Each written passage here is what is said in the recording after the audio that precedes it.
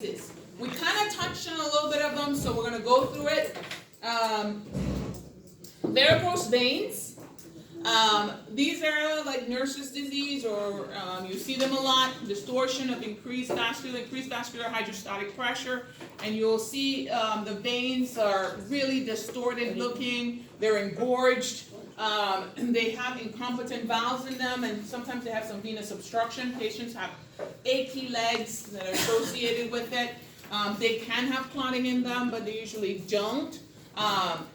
And usually you'll see it more in people who stand for long periods of time can get these. Treatment, they use compression stockings. You can have what we call chronic venous insufficiency. Things that they use, weight loss, overweight people get them a lot, elevation of legs,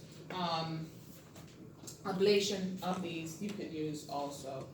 Deep vein thrombosis, it's a clot that usually forms in the venous system. It usually forms peripherally and can travel up. Things that can propagate venous thromboembolus are what? Surgery. We know virtuous triad. What virtuous triad says. Come on, guys. Hypercoagulable.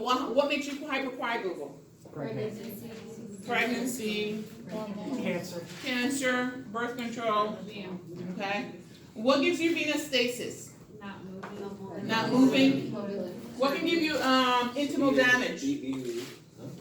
Trauma. Okay. I can give you that. Okay. Prevention, mobilization, get people up right after. Prophylactic, you can use mechanical versus chemical. Mechanical will be your SCD sleeves, and your chemical will be your Lovenox or your low molecular weight heparin or your heparin. Okay. Test D-dimer. D-dimer tells us it's the fibrin degradation products that we're measuring when we measure D-dimer, and that tells us a clot is there or a clot breakdown. Okay. Treatment, we use direct thrombin inhibitors. We have the Coumadin, heparin. We can actually go in and break it up or take it out. Okay. We have those novelty treatments that you can have also for it. Okay. Superior vena cava syndrome. What is it? Who gets it? It is an obstruction of the superior vena cava. Most of the times, it's a patient with cancer that comes in and they have a tumor that grows in the mediastinum, in the chest cavity, and what it does basically, it grows, and it compresses the superior vena cava. So no blood is coming from the superior vena cava back to the heart, or obstruction. So what you usually see, the face is severely, I should say, engorged, and you see distension of veins and distension of the face. Patients have a lot of pain. Their blood pressure is not well controlled because they're trying to compensate. They can have CNS changes, and if not fixed, can result in death. They get pulmonary obstruction, yes. Difficulty breathing, airway problems. Treatment, they have to get chemotherapy, they can get radiation therapy immediately to get rid of that tumor or get rid of that compression. Okay? This is what it looks like. See if that tumor is growing there. Okay. And then they get compression of the superior vena cava. Okay? Diseases of the arteries. Hypertension, we know that. Orthostatic or postural hypertension. What does the systolic have to drop for it to be orthostatic? 20. What does the diastolic have to drop? 10. 20, drop it 20 will be systolic, drop it 10, diastolic will give you orthostatic hypotension, and that's from laying to sitting to standing, okay? You'll drop 20, 20, 20, okay? So usually,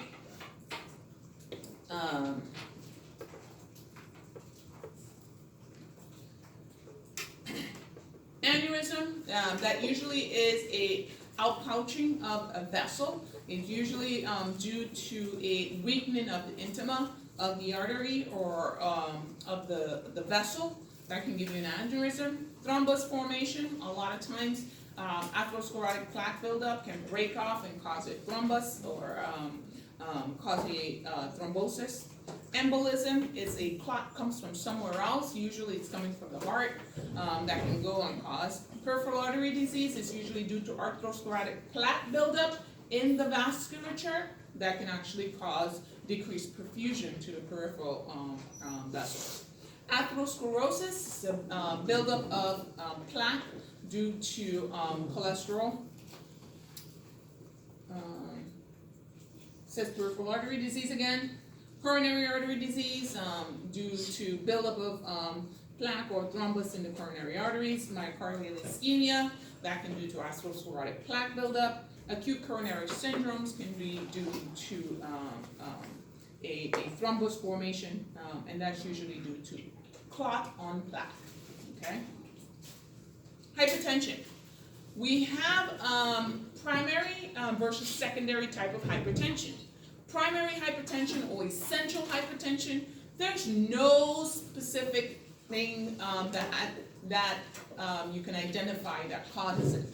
Okay, this person just has elevated blood pressure for whatever reason. You can't pinpoint an exact cause. Okay, the hypertension was defined in 2014. Is it systolic greater than 140/90? It was redefined in 2017 as a systolic greater than 130/80. Okay, so the latest guideline says hypertension is a systolic greater than 130 and a diastolic greater than 80. Okay, so 140/90 is 2014 guidelines. 130/80 is 2017 guidelines. Okay, so you want to make sure you're up with the guidelines. This book. This PowerPoint is 130/80. Okay. What causes secondary hypertension? The number one cause of secondary hypertension is renal artery stenosis. Okay. Renal artery stenosis is the number one cause of secondary hypertension. Okay. And why would renal artery stenosis cause a hypertension? Well, when you talk about the renin-angiotensin-aldosterone system, you said that if the kidneys are not being perfused, the juxtamedullary cells release renin, which stimulates the release of angiotensin II. Well, that's what happens in renal artery stenosis. The renal artery is blocked, so the renal parenchyma is not getting perfused. So the juxtamedullary cells say, I need to secrete renin. It constantly secretes renin, which stimulates angiotensinogen and angiotensin 1 to angiotensin 2, and angiotensin 2 causes constant peripheral vasoconstriction. Okay, that's where we get that significant hypertension from with renal artery stenosis. And next thing that can cause is secondary hypertension is secondary to drugs, medication. It can be iatrogenic. It can also be due to, what do you call it? Adrenal disease, what do you call it? Pheochromocytoma, okay? Can also give you that secondary hypertension, okay? So a disease problem can give it to you, okay? Increased risk with hypertension for high blood pressure, increased risk for heart failure, I said increased high blood pressure, risk for high blood pressure. Nobody got that? Yes. Yes, anyways. Increased risk for myocardial infarction, increased risk for stroke, okay? Increased risk for kidney disease, increased risk for heart failure due to constant uncontrolled hypertension. Risk factors, we know we have modifiable and non-modifiable risk factors. Positive family history, you can't do nothing about. You'd like to kill your family, but you can't, so they're there. You can't get rid of their DNA no matter how you try, so you have to keep it, okay? Advancing age, can't do anything about. Our vessels get really stiff and non-pliable, prone for hypertension. Gender, females over 70 and males less than Males get hypertension much quicker due to the fact that they are just as a species more prone to it. Black race, there's a whole lot of theories why people who are black do have more hypertension. The most recent studies I did read says that people who are of African descent have a lesser, people who are born in Africa has a lesser risk of hypertension than the people who are African Americans. And they do attribute that to being aldosterone retainers.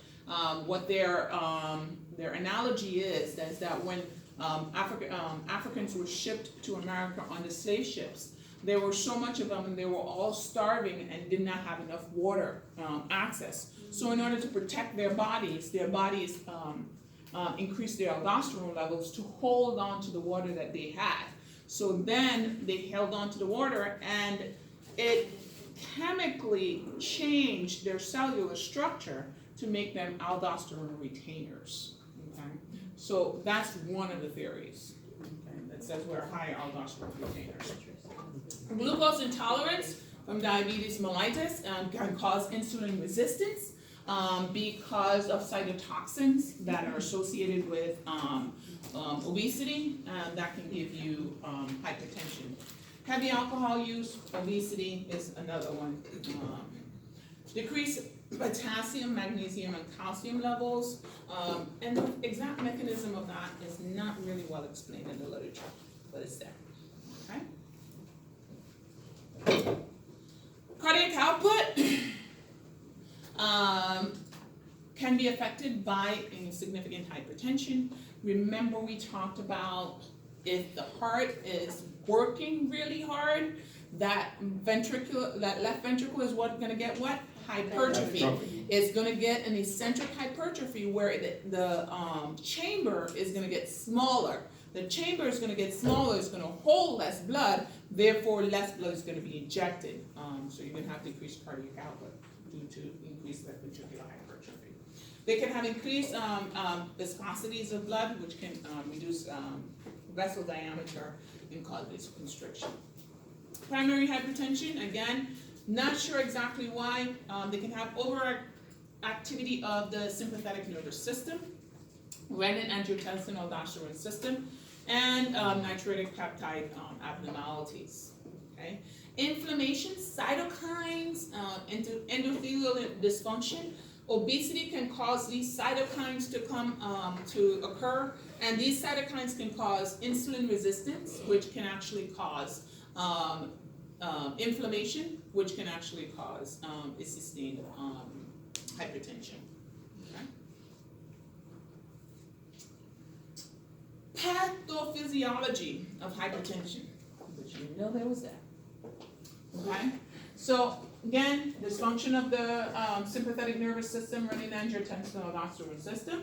Obesity, these are the adipokinins, which is the cytokines that are due to obesity. And inflammation can actually cause retention of water and give you too much fluid on board, which can give you hypertension. Role of the sympathetic nervous system. We said the sympathetic nervous system, and we're going to talk about it a little bit more when we talk about drugs. The sympathetic nervous system is the parasympathetic and the sympathetic nervous system has adrenaline, norepinephrine, and norepinephrine release, and which stimulates the adrenocorticotropic receptors or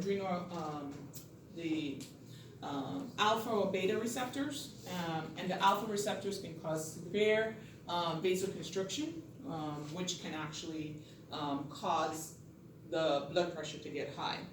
The thing with increased sympathetic nervous system activity doesn't really just go here.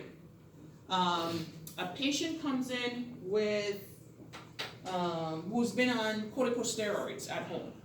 Okay, corticosteroids, we normally secrete cortisol from the adrenal gland. Okay, cortisol, we know that our body also secretes during flight or fight. Because when we're stressed, we release cortisol, okay? Cortisol also stimulates the adrenal cortex to release epinephrine, okay? Epinephrine, we say, on the alpha receptors in the vessels causes vasoconstriction, okay? Cortisol in itself can stimulate and cause some vasoconstriction. So it can stimulate the adrenal glands to secrete more epinephrine, and in it itself, it can cause some vasoconstriction.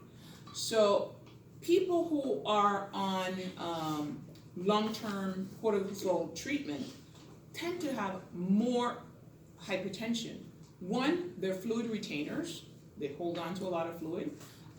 Two, and they activate the release of epinephrine, which can cause more vasoconstriction because it binds to the alpha receptors in the vessels. So increased sympathetic nervous system activity can actually cause just much more than just increased heart rate and vascular constriction. It can actually cause vascular remodeling. Vascular remodeling occurs because of continuous release of angiotensin II. If our body continuously releases angiotensin II, what then usually happens is that our heart starts building it's almost like building like fibers against itself. Because what usually happens, if I'm secreting a whole lot of angiotensin II, let's say I have a patient who has, and this is the best example, who has heart failure because they have a boggy heart. So they're not putting out a whole lot of blood. They're not putting out a whole lot of blood, so the kidneys down here is going to say, I need to get perfused. It's going to make you release renin, angiotensin 1, angiotensin 2, and angiotensin 2 is going to stimulate the adrenal glands to secrete aldosterone. Aldosterone is actually going to make you hold on to water, and you're going to hold on to water and salt, and you're going to also have the angiotensin 2 in the blood. With angiotensin 2 in the blood, it's going to cause vasoconstriction. But what's happening here is that you're causing vasoconstriction and you're trying to get the heart to beat properly, but causing vasoconstriction also puts pressure on this heart that's already compromised, and it can't pump against it. So because it can't pump against it, it causes that vicious release of angiotensin 2 over and over again. Once it continuously releases angiotensin 2 over and over again, what usually happens is this myocardium here starts trying to build it starts to like remodel, it starts to get this, I don't know how you explain it. I need to find a way to explain that better. It starts to get almost like a scar tissue. So the myocardium doesn't function like it should because instead of getting I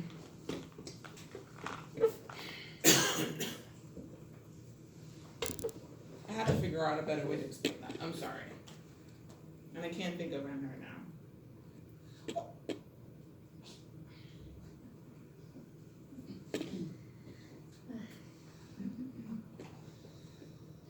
Can take like a 5-minute break. No.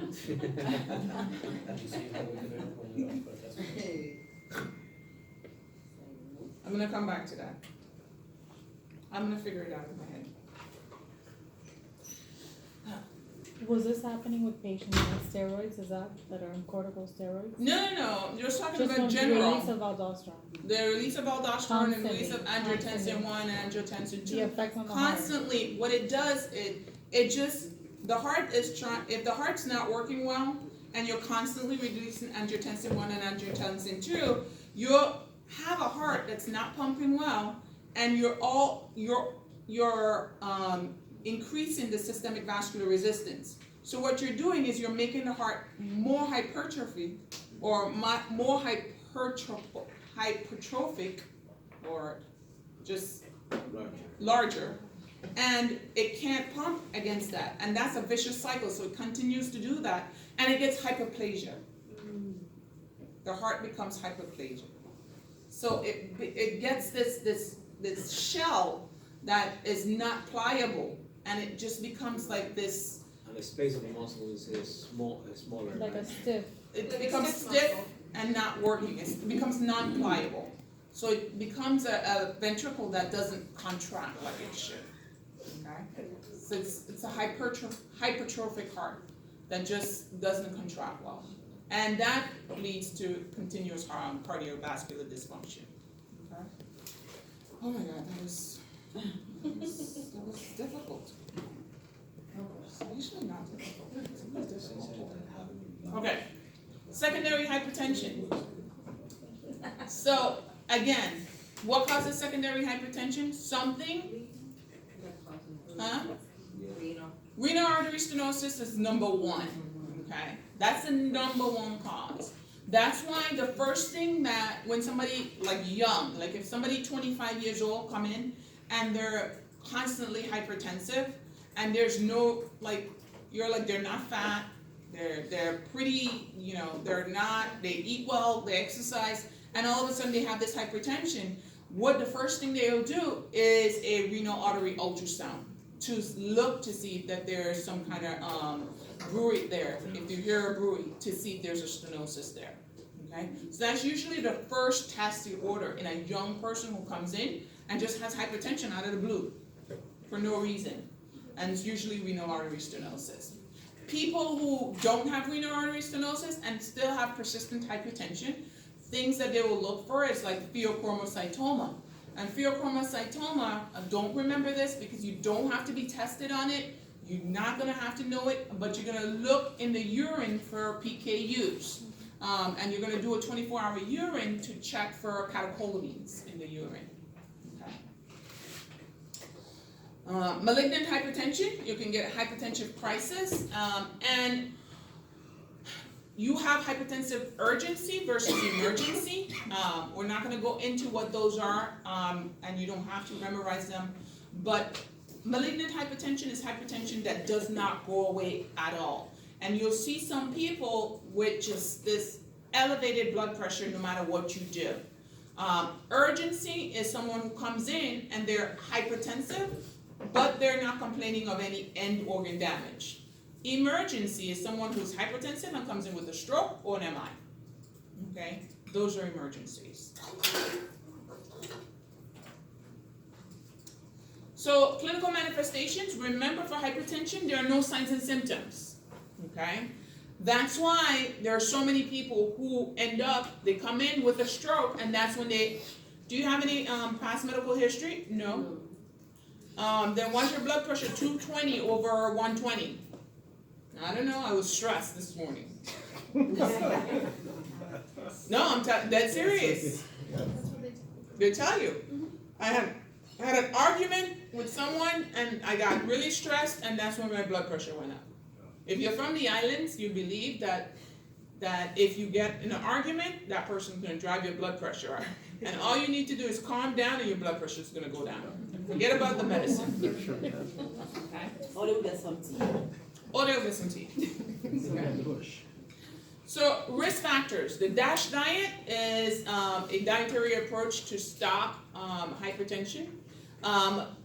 Most people don't understand the DASH diet. One of the problems with people from, at least my island, I'm going to speak for my island, we like our food really pretty. So we put all kinds of seasoning on it, no matter what. We like sazon goya. Then we like the Marty's seasoning. Anything to make it pretty.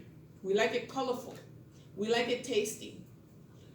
Now, when I go home to my island, I can't eat from certain people because the food is so salt it burns my tongue. But that's how they're accustomed to eating it. And I know at one point I did the same thing.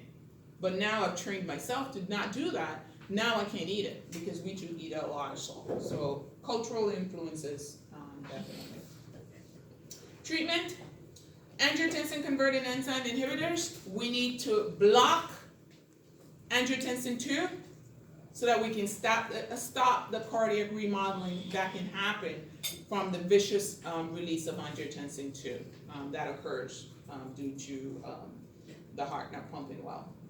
Calcium channel blockers will decrease contractility. Combination of thiazide diuretic and antihypertensive drugs will actually help to get sodium out of the body.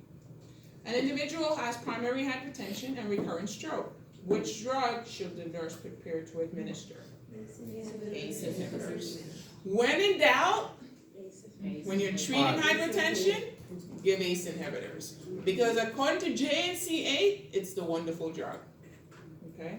If you look at the JNCA guidelines, everything goes back to giving an ACE inhibitor. Okay? Orthostatic hypertension, remember, systolic drop 20, diastolic drop 10. Okay? And this usually is a compensatory response to gravitational changes. Okay? Usually get pooling, vasodilation, causes the blood pressure to drop significantly. You see this a lot in people with Parkinson's disease. They have a propensity to have postural hypertension. Not sure exactly why, but you see it in them. Those people, you're going to give them salt, liberalize their salt, especially if there's no pathology behind it. Aneurysm. You can have aneurysms anywhere, in the heart, in the brain, anywhere. Okay, and it's an outpouching because of a weakening of the the vessel wall. You have true versus false, and usually the true one is all layers, and then the false one are leaking between the vascular graft and the natural artery. Saccular aneurysms, they say, are considered false, and I'll show you the pictures of what they are in a few minutes.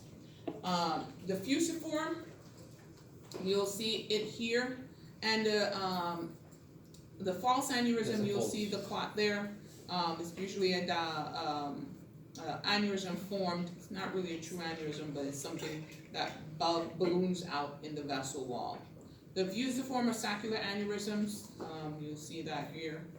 And you'll see these in the vessels of the heart, vessels of the brain. All vessels can actually have aneurysms. You have aortic aneurysms, thoracic aneurysm, or abdominal aneurysm when you're thinking about the heart. Aortic aneurysms have varying types. The dissecting aneurysms you want to worry about, because when they're dissecting, you can have not even a ticking bomb. Not even a ticking bomb. Ticking time bomb.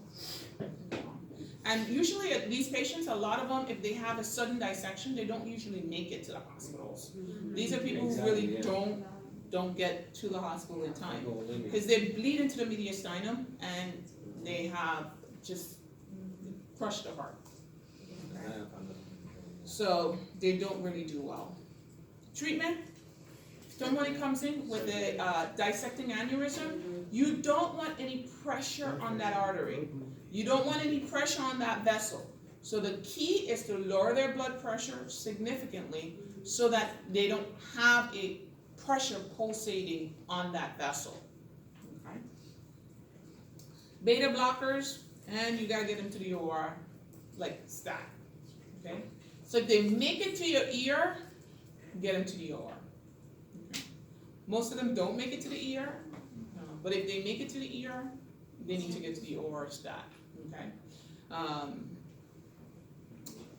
Dissection, the arch versus ascending versus descending. Okay? Aortic aneurysm. They usually tell you ascending is worse than descending, but it doesn't matter which one. They're just bad. Okay? Get them to the OR. It's a surgical emergency. It's not a medical emergency. It's a surgical emergency for dissecting. Usually the pain that they're complaining of is like a ripping, tearing pain, and they're complaining in their back. Okay? It's I've had very few people say they have chest pain. They tell you that they have this tearing pain that's like going in their back, okay? It's a horrible pain that you want to start them on. Treatment, if it's dissecting, it is a surgical emergency, okay? So all this treatments with heparin and all that, if they're dissecting, it is a surgical emergency. None of this applies, okay? If you have arterial thrombus formation, arterial thrombus formation, a thrombus, you usually have a atherosclerosis. A thrombus formation is usually clot on plaque, okay? You have a arterial sclerosis, or you have arterial plaque buildup, and what usually happens is that tears off and gets a little bit of blood there, and you have clot on plaque. How do you treat those patients? You stop more clots from forming, okay? Usually, you can take them to the cath lab, they can or remove the clot or remove the thrombus. They put them on heparin, thrombolytics, thrombin inhibitors, can get them there.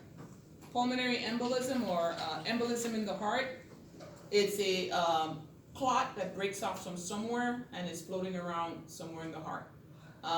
Usually, if you have a deep vein thrombosis and you have a clot or embolism from a deep vein thrombosis that goes to the heart, it's usually a significant clot that gets from the legs to the heart. For it to get from the legs to the heart, it has to pass through the pulmonary vasculature, and usually doesn't. It clots in the pulmonary artery and cause a pulmonary embolus.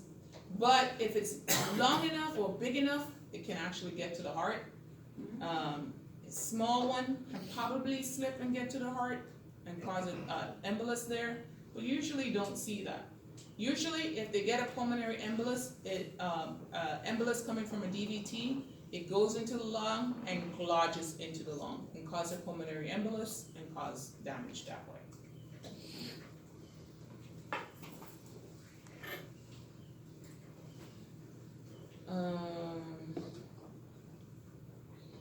Thromboembolism, vascular obstruction from a dislodged embolus. Air embolus, people who are divers are at high risk for these. It's a mechanism where they go down to dive a certain way, and they come up too fast.